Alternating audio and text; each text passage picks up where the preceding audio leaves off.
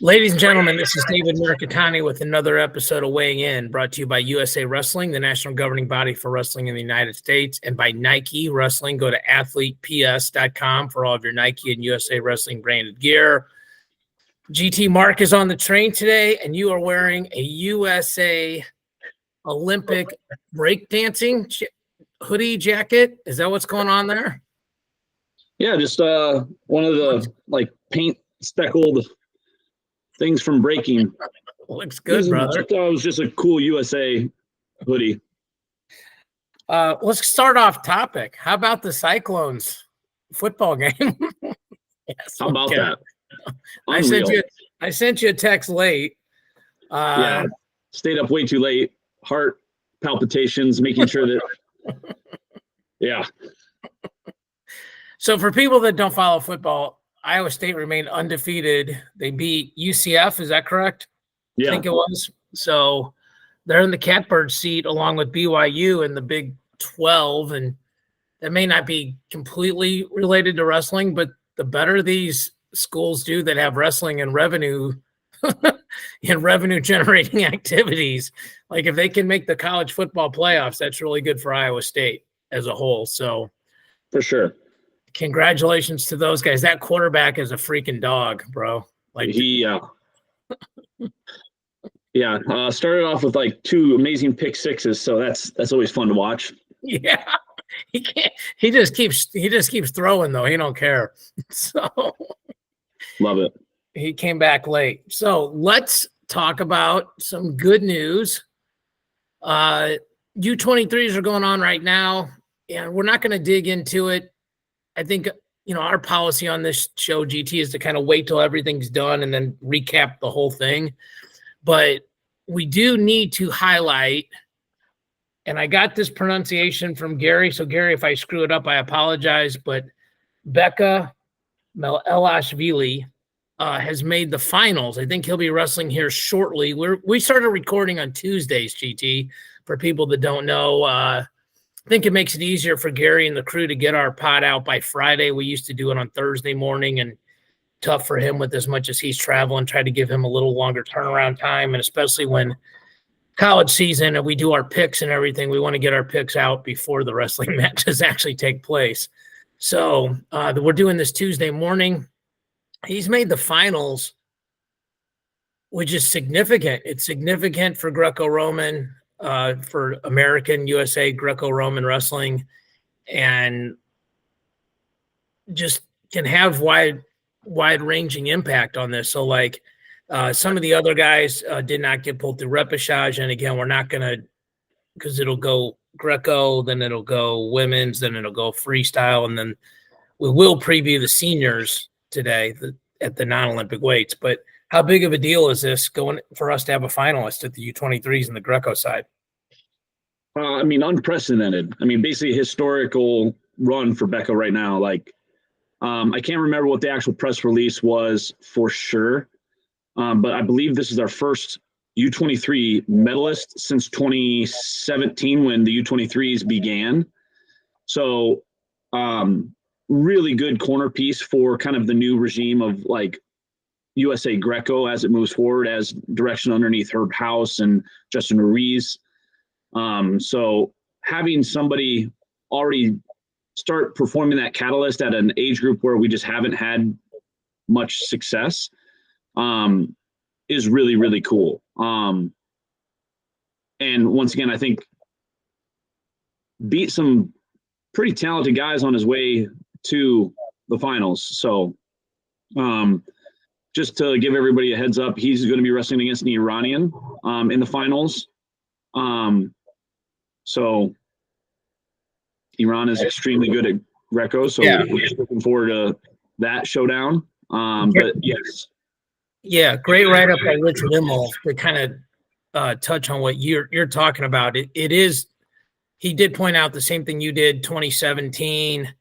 It's an evening for the history books, is how he wrote it, that's the headline. So you're spot on as usual, GT. And 3-3 in the semifinal, big win over the Azerbaijani and Aliyev.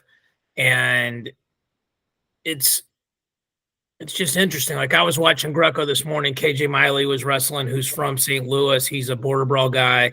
He's at Little Rock. He won his first match, lost his second match. So he'll have to wait to see if he can get pulled through. But it's a big deal, man. Like, and it's an interesting dichotomy because on the men's freestyle side at the senior level, there was a lot of discussion of the Americans that are wrestling for other countries, and Becca's sort of a move-in. It's almost nice to see us be on the other side of it, that let's have a person medal and, maybe gives you a different perspective on it, right? So, people transfer for all different reasons. Some are doing it literally because they've moved, they married somebody, whatever else. In other cases, it's, whatever. It might just be an easier path, but it's a complicated subject.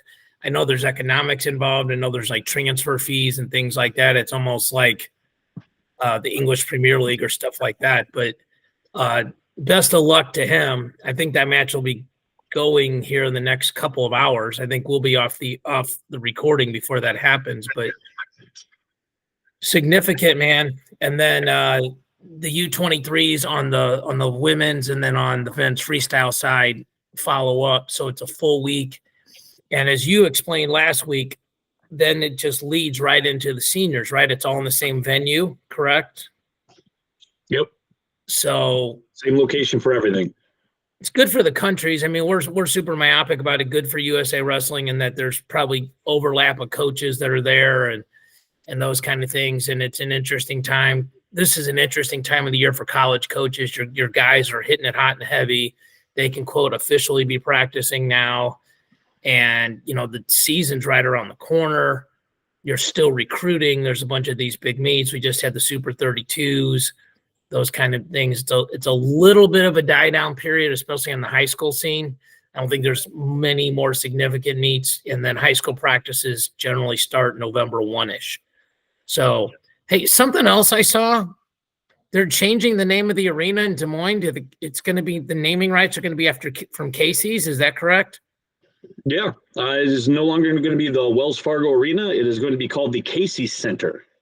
Casey Center. So how do we need to get Casey's to sponsor the podcast, bro. We're 67% Iowa people. They could just send us free morning pizzas and Mountain Dew Zeros. There's got to be a way to work something out there, right? We can definitely do that for sure. And I live in St. Louis, and we don't have Casey's, okay? But when you go to Iowa or Kansas City or Kansas, that Casey's is huge, and Casey's has Mountain Dew Zero on tap, which is, when you're traveling, is like when I'm going back, that is a pit stop on the way out of town. So, and that's where they hold the high school state tournament, right?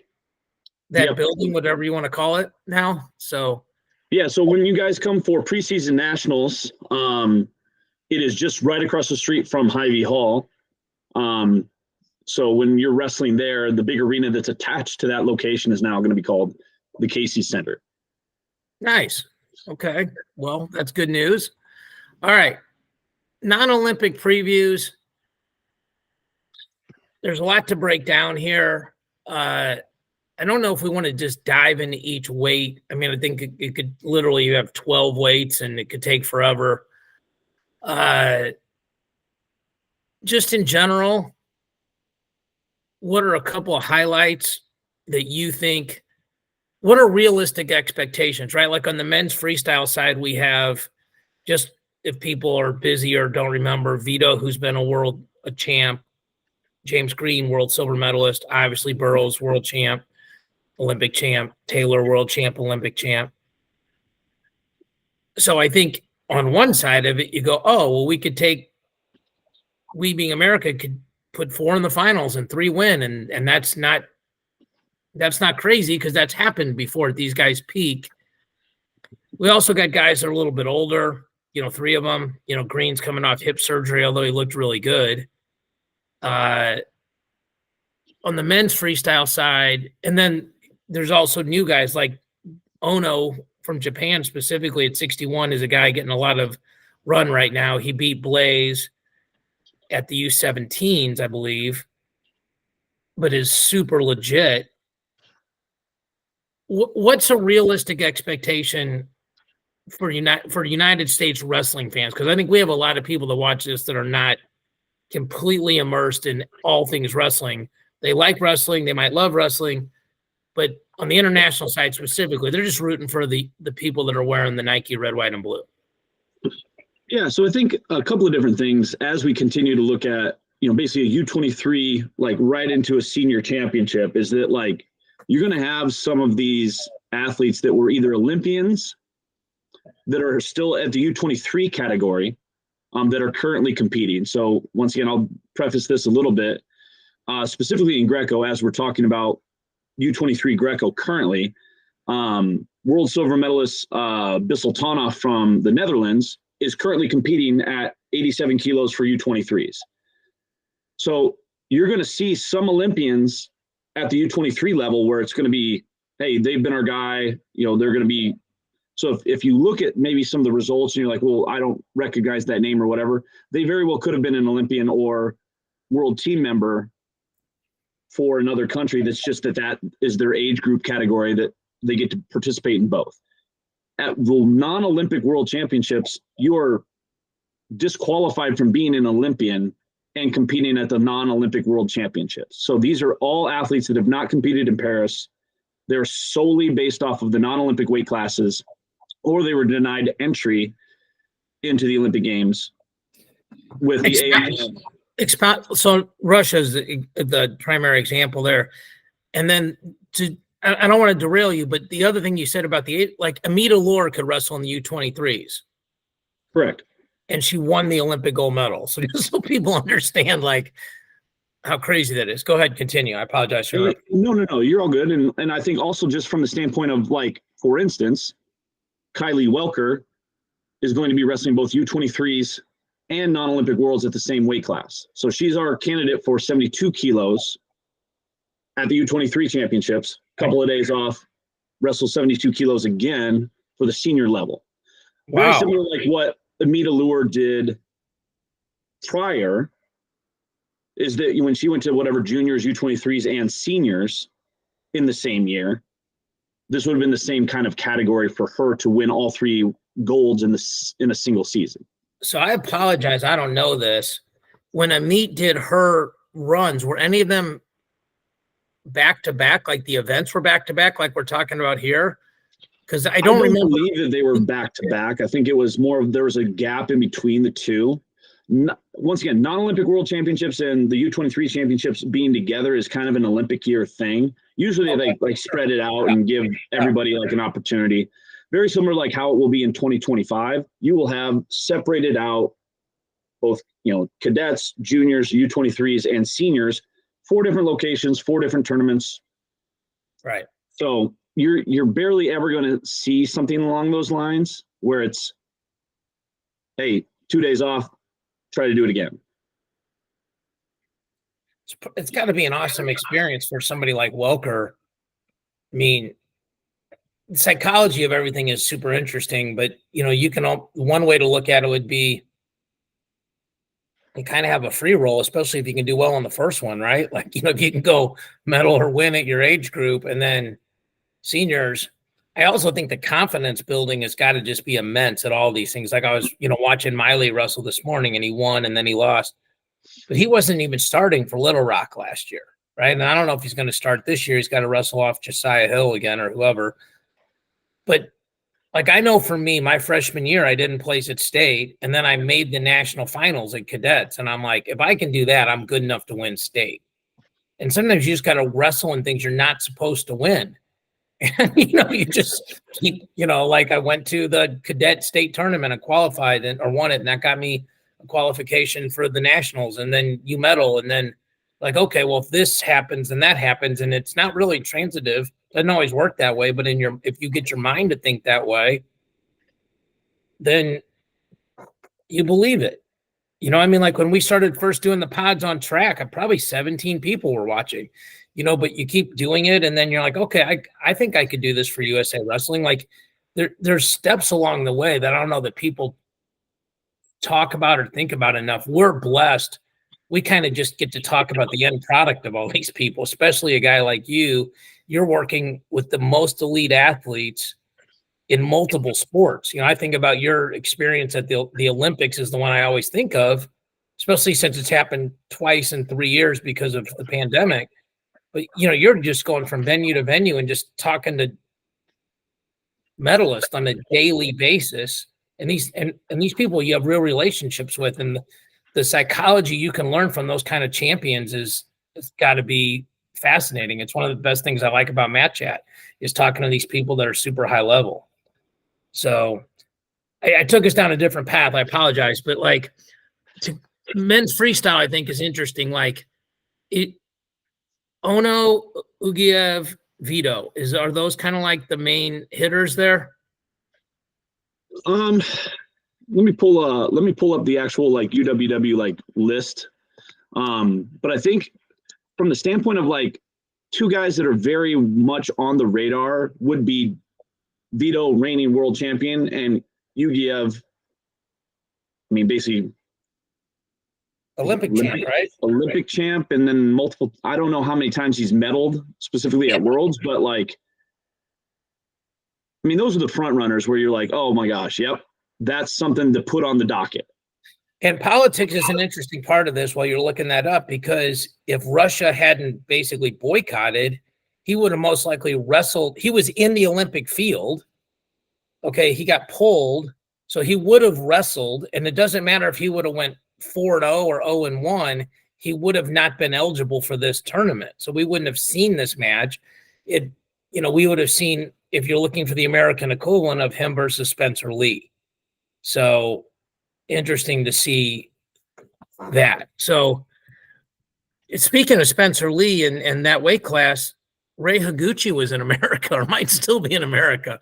So that was interesting to see. And Yanni put out a really cool post of him like 7 years ago and then now, and talking about, combinations and arm drags. And I'm sure you visited with Yanni. He did our fantasy event, and really like sort of one of these brilliant mind guys that like you talk to him and he's sort of wise beyond his years and carries himself with a lot of class and dignity, but you can tell is a masterful student of the game and always trying to study these angles and different ways of just getting better at wrestling, frankly. And it's, I think he's banged up right now from what he was saying. So hopefully we get to see him back at his best, because he's really fun to watch when he's rolling.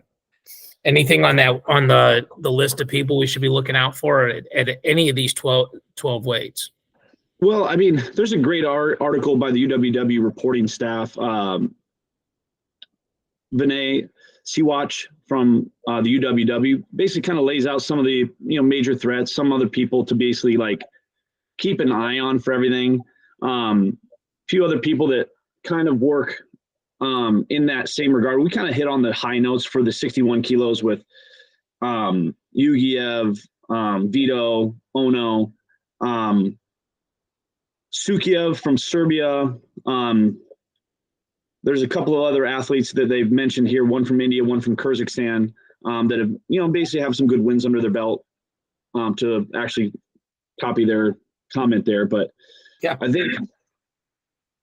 I think that it's, the headliners are kind of the headliners that we all kind of recognize the names. But, once again, there's always some people that come out of the woodwork at the non-Olympic world championships that are either like on the rise, or they're somebody that's like trying to either make a run in order to get into one of the Olympic weight classes heading into LA. But I mean, we'd all be remiss if we just didn't say that like 92 kilos is going to be, they have the most star power with Olympic champion and multiple time world champion in Gasimpour, Sajalayev, and Taylor, along with some other people that are pretty dang good at that weight. Masarazde from Georgia, some other guys that are kind of in that same, mix all the time. But it really does come down to seeing the Russians back in this competition and being able to see and showcase, for the first time in a while, because Sajalayev hasn't been able to compete for a very long time internationally. He's been limited to basically wrestling inside Russia, and we haven't really seen him at hardly anything since, basically getting injured against Tasmadov. So, and I think if we were to break it down even further for, let's see, even like the World Greco and World Women's Freestyle, there's a lot of really, really talented female wrestlers that are going to be at that tournament as well. I mean, i.e., the Japanese Wrestling Federation and their list of, I think it's I want to say Ishii or Kagami is going to be at that weight. But we'll be able to do a deeper dive once kind of the results happen. I will be over there next Tuesday, so it'll be probably 2 Tuesdays after the World Championships that we'll be able to like actually discuss anything. But right now, even with U23s going on, there's some really high level wrestling and once again Olympians that are competing at that tournament right now. So if you get a chance to watch that, definitely spend some time and kind of get to know like the heir apparent that is going to be those countries' number ones heading into the World Championships in 25, 26, 27, and then by extension, the LA Olympics. What I like about doing these podcasts is like when I talk to people, whether it's our pod or the Mat Chat, like you can just write little notes as people are talking because they're giving you good ideas. And like there's 2 or 3 things that popped up from what you were saying. Number one is you're going to see a lot of new names. Okay. Like not only United States, not as much because we, especially in the men's freestyle side, veteran thing, but like this is where the Amita Lures pop up first generally. Is that an age group thing, not necessarily a senior thing? So it's worth keeping an eye on. Like Villascusa, somebody we talked about who made her first world team, excited for her, but she got a chance to make a splash. The second thing about that is this does impact who makes the 25 world team because you get placement in the final X process if you medal at a non-Olympic weight. The third thing to remember is that generally most of these men and women are either moving up or down from their Olympic weight. So like Vito, 657 was too much. I doubt he'll be a 65 guy in 2028. He's got to be. He might go 61 for a while, but he's not trying to go back down. That's crazy. So, and the other thing was this. I got to have dinner Friday night with Brian Medlin. For people that don't know, he's the RTC coach at University of Illinois. Really well-respected guy, GT, as you know, Zane Richards' coach. Really high-level freestyle and Greco coach. Probably watches as much film as anyone in the world. He gave me – I should have recorded the conversation, but we're just talking as friends. But like he said, he was talking about Taylor and Sajalayev, and he said, it's going to be fascinating because he said Taylor gets you tired by attacking and shooting and pulling a lot. And he goes, Sajalayev looked a step slow to him, to Medlin. He goes, in the wrestle off, he goes, but you have to remember, he goes, since Sajalayev moved up to 97, he really has stopped gut wrenching people because he said those guys are a little too big for him. He goes, he had and GT, you know this, he had a world-class gut wrench at 86. He was gut wrenching everybody. And he said, if Taylor's got to be smart. Like he does not want to get taken down, period, but certainly in the middle of the mat. And I remember one time Josh Saunders wrestled Vito, and I told him before the match, I'm like, get to the zone, like back up to the zone. Because if you get taken down, you get put in that lace, it's over. And and Medlin was like, Vito has the best leg lace in America and probably one of the 5 best in the world. And it's almost like MMA where you have a knockout or a submission that you can, no matter how far out of it you are, like I could have gotten 2 4-pointers on you and you get a takedown, you lace me out. It's over. It's 18-8, like they don't stop it for any reason. So those tactical things, like we see a lot of these matches, like Spencer Lee didn't get on top in the finals of the Olympics, like some of these guys whose top game is really good. If you're way better on top, if you're world-class on top, a lot of times I don't take a lot of risk in the center of the mat. Like I'm going to make you take risk. And then if not, like I'll take my risk on the shot clock when you're on the shot clock. or near the edge of the mat. Because, like, okay, even if I lose the takedown, I can get out of bounds and not let you lace or gut me. So I think that's going to be a fascinating, sort of more technical angle on some of these things to watch, Grant, because I think that a lot of people just, a lot of people that watch the Worlds are basically folk style fans. And that's fine. Like, you should love wrestling however you want to love wrestling. We're not, Mark's come over from the complete folk style side and seen the light, but it's a different viewpoint. Like, the strategy is different, just the boundaries alone. Like in college, the best time to try to turn somebody is where you're near the edge. Cause you can, anything in is in, and you can just scoot yourself out if you get in trouble. So, and you're gone, you leave Monday or Tuesday, you said, next week for the Worlds? I leave tomorrow. You leave tomorrow? Yep. All right. Well, that's good to know. So I'll make sure Mark can actually do the podcast next week. Anything else before we jump over to college stuff that you think people should keep an eye on?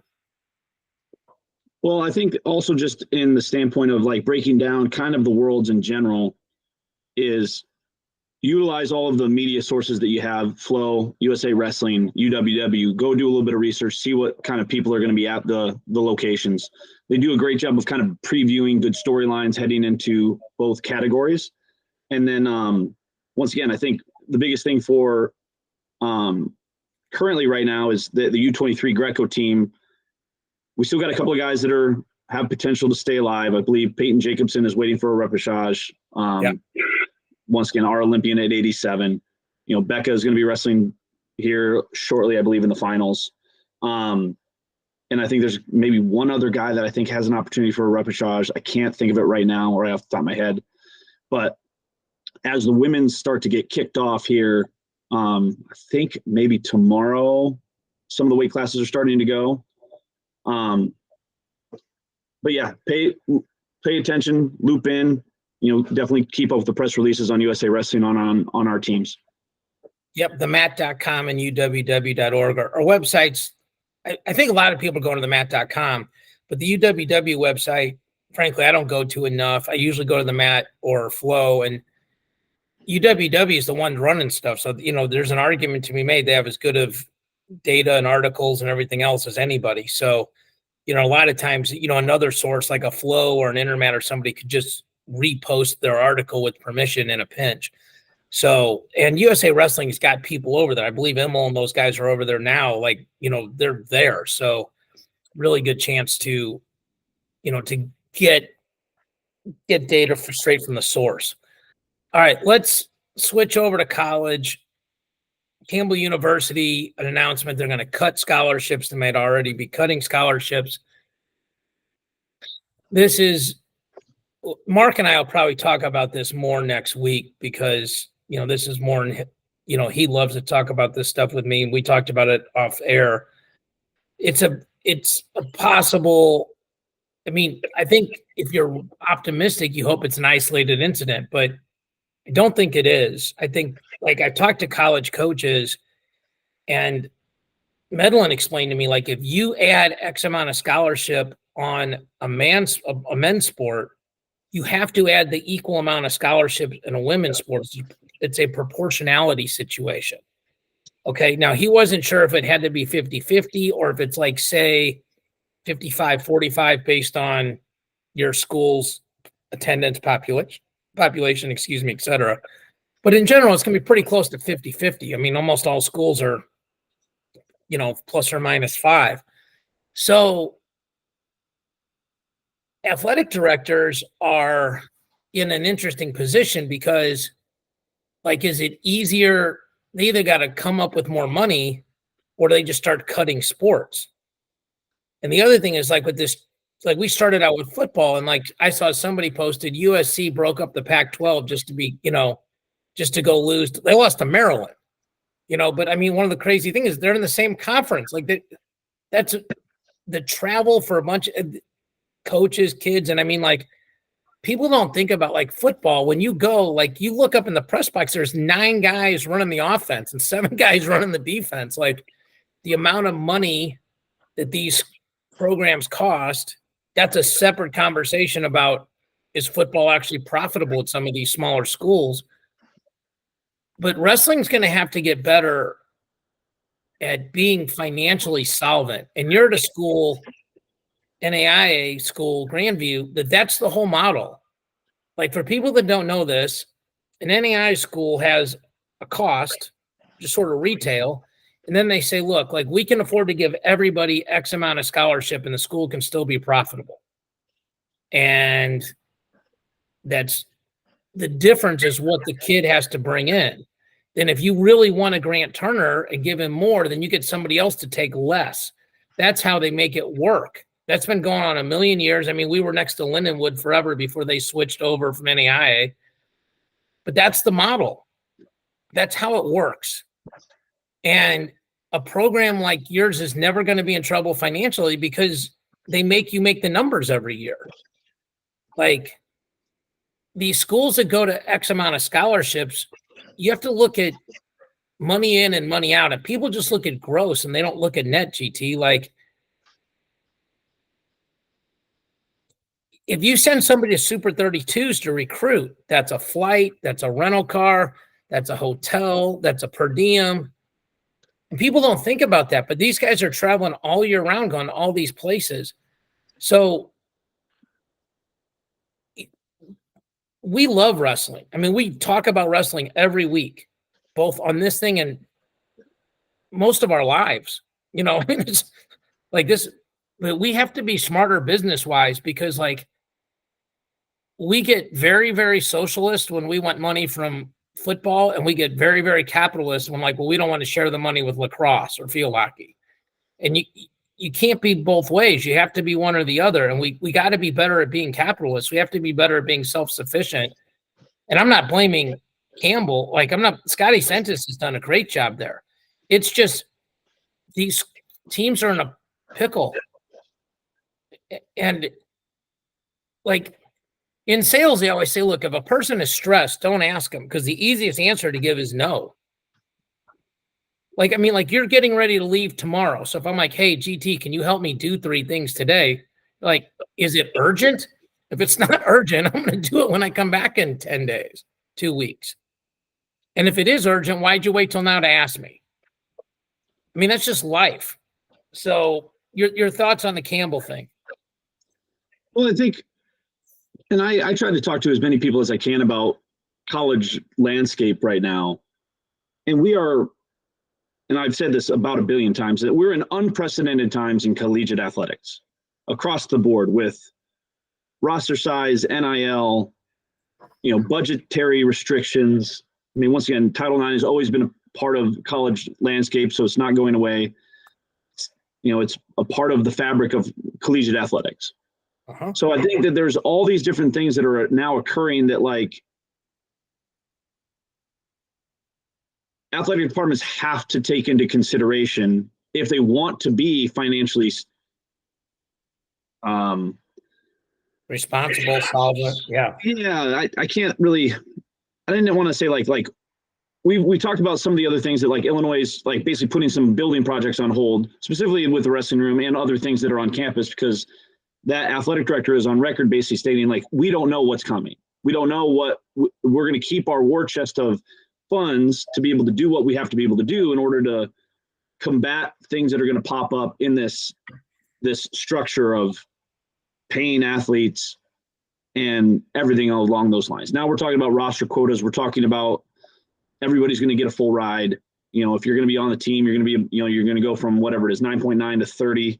The roster, then there's going to have roster quotas, and there's going to be this, and there's going to be that. And I think there's a cost associated with all of that, where at, let's say, Division III or an NAIA or a junior college, a lot of those are tuition-driven institutions.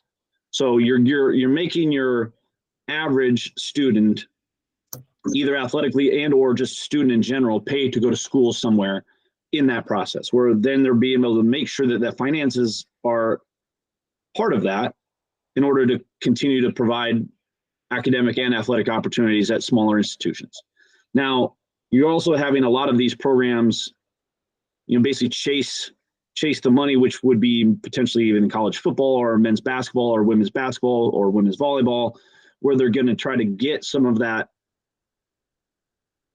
revenue from having a really good program.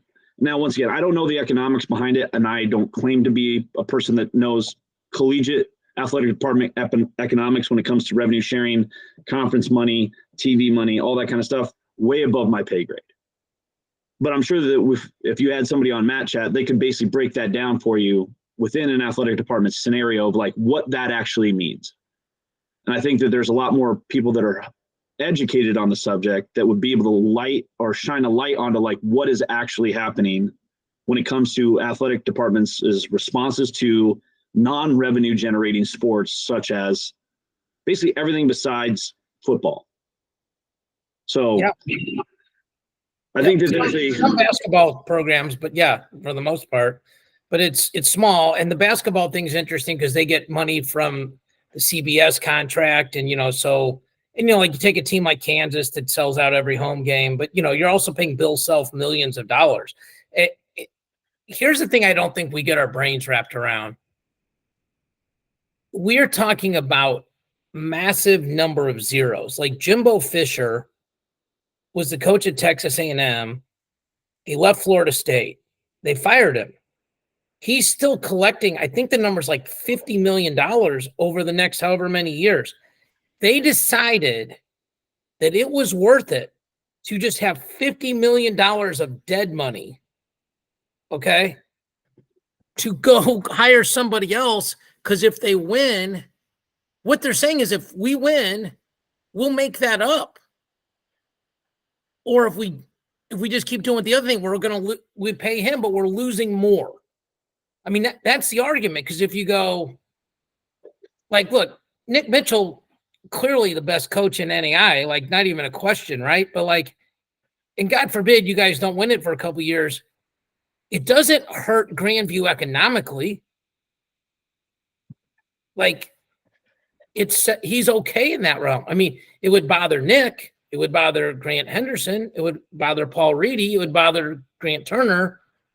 But I just think that these numbers are so big and they're so crazy and they're so different than what we're used to, like at like the micro level. Like there's certain things you don't have to make an economic decision on. You have enough money. Like, I don't care if I cook or I get DoorDash tonight, right? Like, doesn't change your life.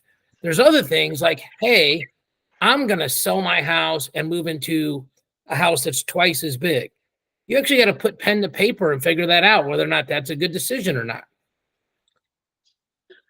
I think there's just so much. I think there's so much that we have that is speculatory when it comes to what athletic departments are really either in a financial situation, or there's a lot of different inner workings within an athletic department on where they're wanting to take their programs, right? So if Campbell, and I'm just speculating here, so please know that this is just a speculation, is that if they want to get with this conference realignment stuff, are they wanting to get out of the SoCon and jump to another specific conference as a university, and the president and the athletic director are on board, and they're like, well, hey, guess what? There's a spot open in it's not going to happen, but we'll just use this as an example. The SEC is coming and calling. They're like, the SEC wants Campbell University in their conference.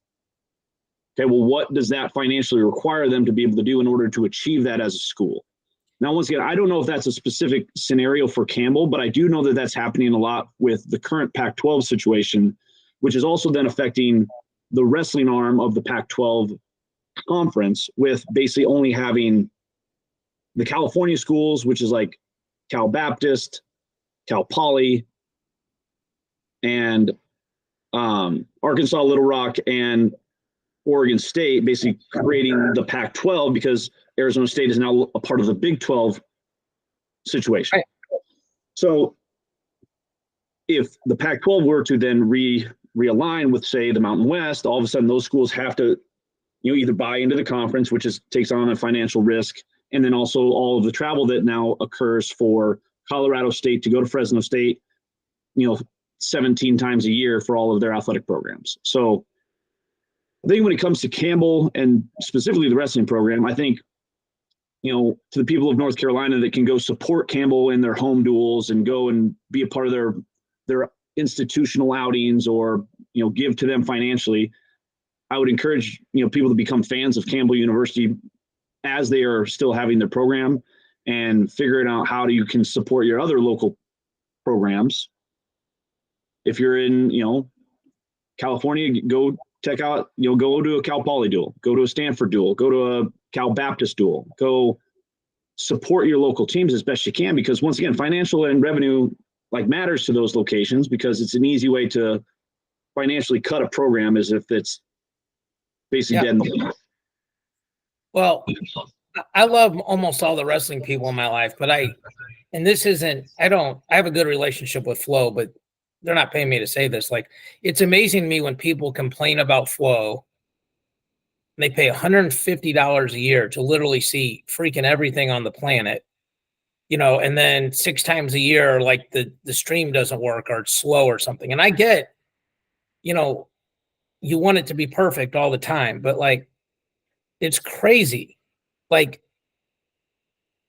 just don't think a lot of people I guess it's because what I majored in and what I've studied my whole life is how money actually works and cost benefit analysis. And your SEC Campbell analogy is great. It's great. We both realize it's unrealistic, but it's great because what you're saying is, look, hey, if you want to be a part of the club, here's what you got to do, because we don't need wrestling. So figure it out. But if you want this TV money, if you want this conference money, and if you got to cut some kids, you got to cut some kids. And the athletic director's job is to keep his job. The president's job is to keep his job. So it's interesting how people go through that. You talked about roster quotas, and it ties to this next thing. So Sergio Vega, who, if you're not a high school wrestling fan, is an absolute stud out of Sunnyside. He was committed to Cornell. Yanni put a post out about how he couldn't believe that people were still recruiting kids that had verbaled. And Rob Cole put out a post saying, well, people did that to you, including one specific coach. And people can go read it. I'm not going to do that. He just said where the school is from. You can kind of figure it out. It's the one podcast guy from St. Louis or something. But Sergio Vega visits Oklahoma State and changes his commitment. This is I feel like I'm actually qualified to talk about this because I recruited. The kid's not committed anywhere until he signed. And you and I have both called kids that said, I'm going to school somewhere else. Okay. And you get one of two responses. They go, Coach, I'm good. I'm staying with my decision. Or they go, I didn't know you were interested. Or in Oklahoma State's case, maybe David Taylor calling is different than John Smith calling. Or maybe Roman Bravo Young being there, who's from Sunnyside, telling Sergio Vega and Tony Leone how great the experience is, opens a door. And the other thing is this, and this has changed when I recruited, but once you had a kid sign an NIL, then it's over. Well, they're going to get rid of NILs. And the portal now, GT, you can move whenever you want to move. They're saying now you can go to 4 schools in 4 years and never lose eligibility. You have to stay on track for graduation, but besides that, it used to be you couldn't go 4-4-4. Now you can. And this isn't pro Oklahoma State or anti Cornell or any of this stuff. If the kid had flipped the other way, the situation is a situation. And if a kid feels like this is my best chance economically, this is my best chance to be a national champ, a world champ, whatever,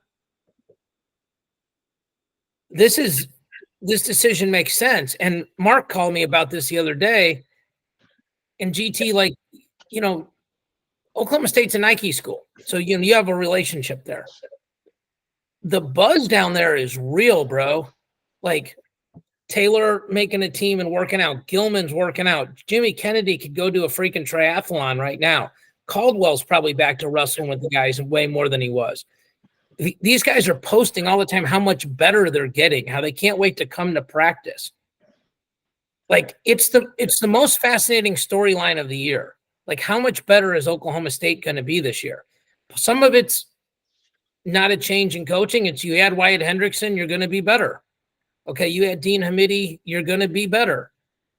But some of it is coaching. Like will Spratley jump levels? Will Teague Travis jump levels? Will Plott in a weight class where he could go from second to third just because of the addition of Starachi, does he jump levels and beat one of those guys? It's interesting, right? Like you and I will talk a couple times a year, like, well, I heard this dude's unhappy. Okay, well, I mean, you have to ask, like, that's part of life.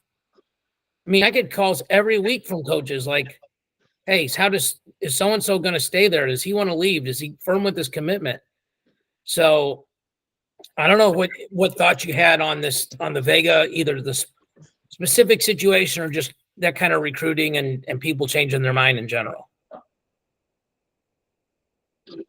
Well, I think when you think about, once again, the changes of, transfers and portals, and there's no longer like a national letter of intent in order to go places. There's a lot more verbals. And once again, it's not wild to think the kids that have verbaled somewhere might decommit from a verbal commitment. And I think, once again, as we talk about storylines heading into the collegiate season, I mean, Oklahoma State definitely is on the top of, everybody's feed when it comes to like, all right, what is Oklahoma State going to look like? How is David Taylor going to manage both being an athlete and then retiring and then being a head coach? What is all of the things that are happening in Stillwater? Because it is a monumental shift within the college landscape from having, the legendary John Smith and then also, Coleman Scott and, Chris Perry and all those guys that were previously a part of the organization. There's a new coaching staff in town, and there's a change there. And anytime that you go through change, you're going to have a little bit more of the hype train, because it's like preseason fantasy football. You're like, yeah, this guy's going to be, he's going to win everything. Right. He's going to be MVP this year. And then all of a sudden you're like, well, either you look like the biggest dork in the world and you're like, oh yeah, no, I definitely thought this was going to happen, and it doesn't. Christian McCaffrey. Yeah. Right. So you're like, but I think when you talk about storylines, Oklahoma State does carry a lot of the headlines because it's brand new and it's a historically relevant program, and it always will be. So it's, once again, something to basically take into consideration. And then also with that comes your commitment flips. It's like, well, maybe this kid, thinks that maybe he can have a better career going to wherever, right? So, and once again, I don't know the kid. I don't know his mindset. I don't know why he would have committed verbally and then decommitted. So these are all speculations on what his mindset is. But I distinctly remember, when Kale flipped to Penn State, and like Penn State hadn't had the success that they're currently having in a very long time. And all of a sudden there's this huge hype train that followed Kale to that location. Same thing when Tom Brand switched from Virginia Tech to coming back to the University of Iowa. And he brought, basically 2 recruiting classes to one location and then won a national title. There's lots of different scenarios where you think of storylines where this actually occurred, where they had a change, monumental change in the program, and people came and wanted to wrestle for, Cale Sanderson, Tom Brands, Tom Ryan, whatever the case may be. Yeah. Whatever it may be. It's so spot on that you brought on Kale, because David Taylor followed Kale. David Taylor was committed to Iowa State. I remember this because Guerrero and I were friends, and he's like, hey, Taylor is available. And I'm like, he's going to go follow Kale. But back then, and shout out to Kevin Jackson, he had to get a release. Okay, and Kevin released him, no problem.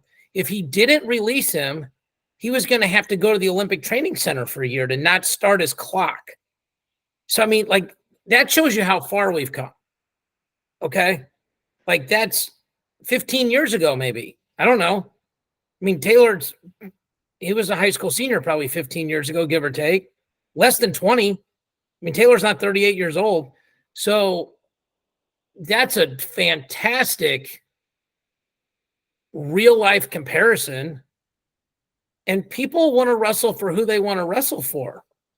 Like, that's why the David Taylor thing is so interesting, because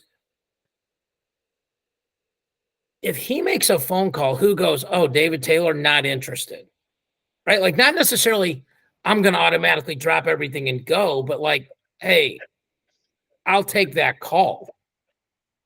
Like, that's how recruiting starts. You got to get people to take the call or the text or the snap or whatever we're doing in 2024. You have to take the initial contact to make that happen. So the other thing tied to this, and we can probably finish on this, is the roster cap issue. So I think what people are not, there's going to be some fallout of this. So the roster cap thing is the most likely thing to happen that is firm.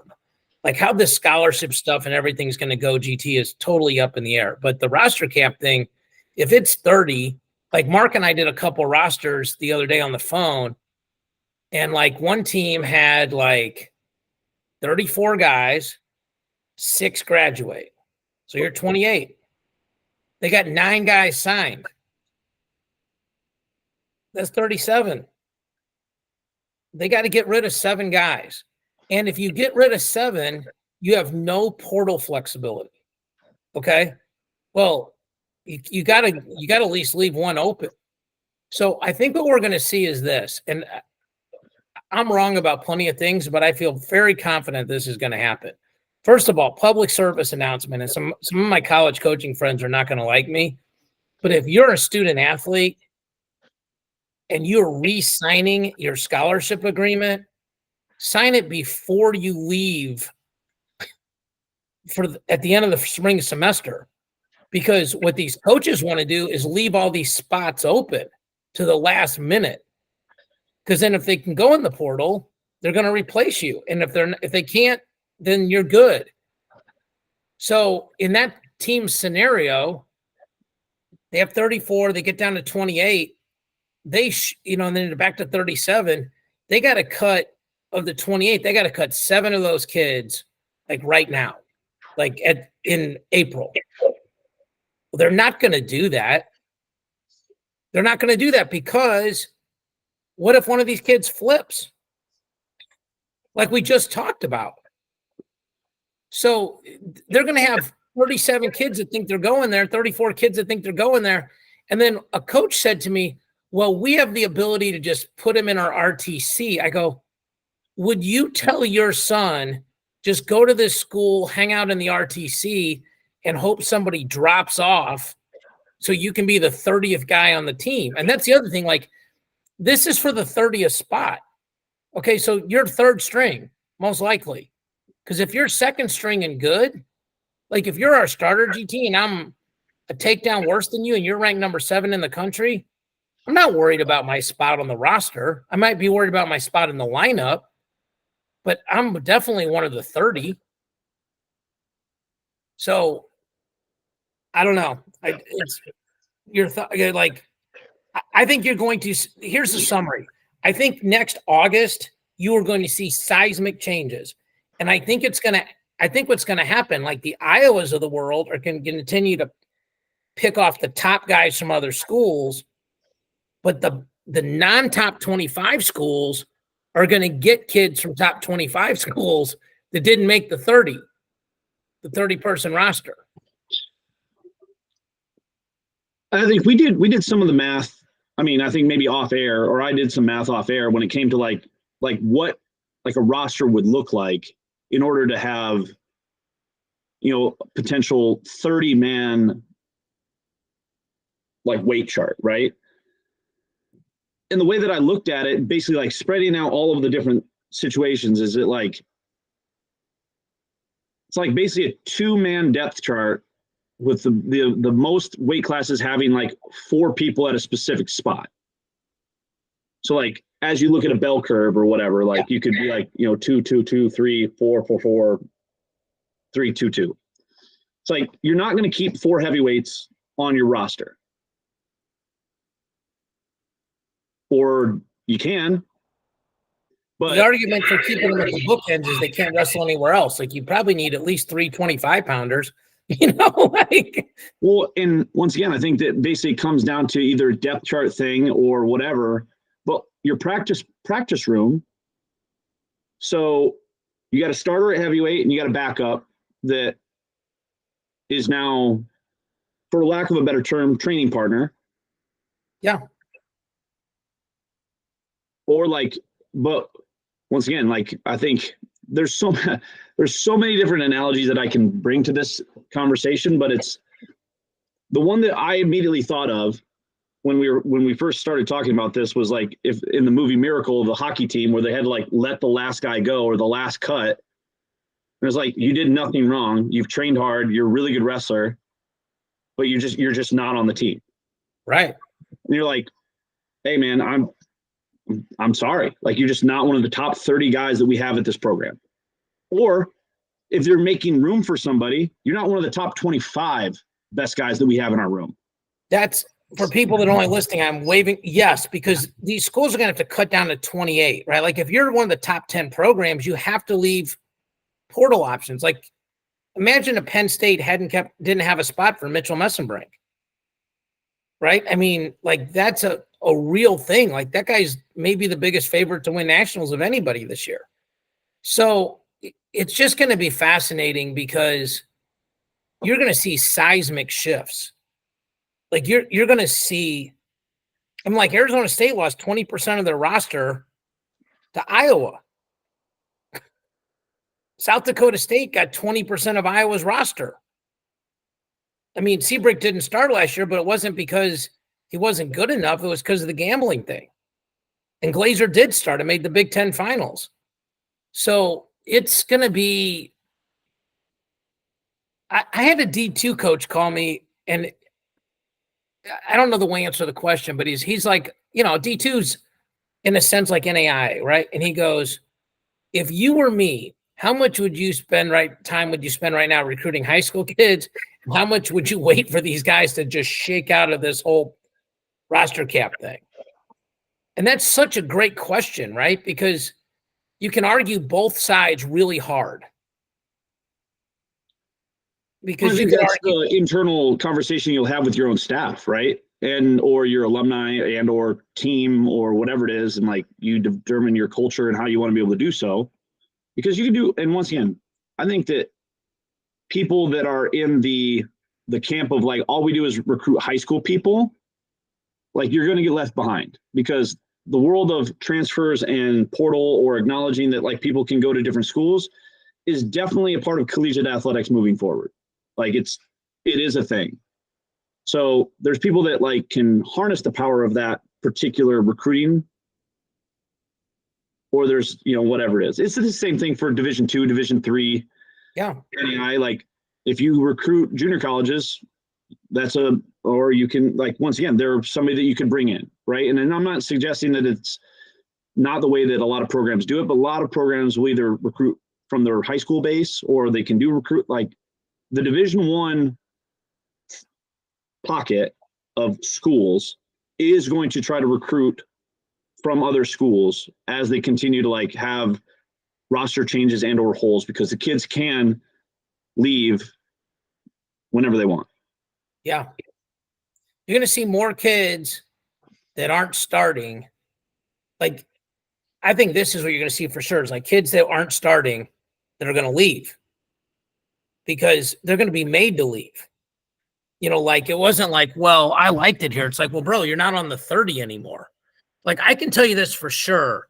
A top 5 school has already rescinded 2 kid scholarships offers. Like I know this. I talked to the dads. They got to go back. And so their Instagram moment is over. Like, hey, I was going to Grant Turner University, and like, well, we don't have a spot for you now. Like, we know we don't have a spot for you.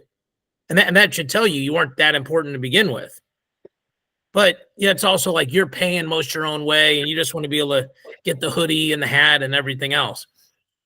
I will say this in closing. If you are a top 20 to 50 coach and you really believe you can develop people, this is going to be your chance to prove it. because you're going to get better clay to make better pots, because you're going to get guys that were pretty good recruits that would start for most schools. And you're just going to see, it's going to be the curly shuffle in August, bro. Like all these people are going to be sliding around. You're going to see a bunch of kids that sit out first semester and then pop up on rosters in January because they got hosed late. It's going to be mass chaos. And the word that you said about culture, there's some programs now that their fans are not super happy with the culture and how this is going. And I think it's just going to be massively interesting to see what happens. So, well, I didn't know you were leaving tomorrow, so let me be the first to wish you publicly safe travels, brother. Go kill it like you always do. For Grant, I'm David. Hopefully Mark will be with us next week. Thank you guys for watching and listening.